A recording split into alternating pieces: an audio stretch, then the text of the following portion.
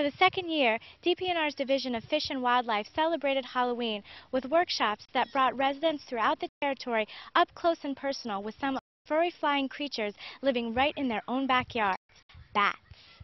Starting with Dracula in the 1800s and reappearing over the decades in countless movies and books, bats have long been depicted as fearful, blood-sucking creatures of the night. But DPNR biologist Renata Plattenberg laid that myth to rest Friday, telling about 50 residents during her Meet the Bats workshop at Megan's Bay Beach that the 5 to 6 species of bats that live year-round in the Virgin Islands either eat fruit, insects, or fish they find on the surface of the water. Only 3 species of bat, which live in countries such as Colombia and Brazil, drink blood, but not from humans, she said. Bats also aren't blind, won't get tangled in your hair, and rarely carry rabies. Instead, bats help pollinate flowers, scatter seeds, and control bugs such as mosquitoes, a staple for species such as the Pallas mastiff, or velvety free-tailed bat that populates Central and South America along with the West Indies. Yeah, it's called a velvety free-tailed bat, or a molossus, or a mosquito bat as Renata likes to call him, the unofficial name. A bat like this has to eat its weight in insects every night.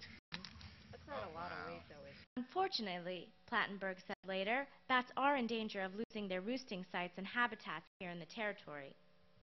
Bats in the Virgin Islands are in trouble. I already mentioned development is one issue, loss of habitat, loss of roosting sites.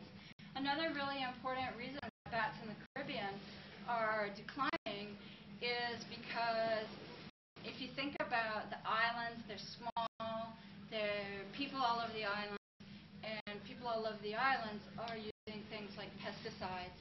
And so the bats don't really have, kind of like on the mainland, the bats can move away from an urban center and move into non-inhabited areas or areas that are less inhabited. In the Caribbean, and certainly on St. Thomas, they don't really have that choice of moving somewhere else. So they have to learn to live around us. We have some very bad habits, such as using pesticides and chopping down forests.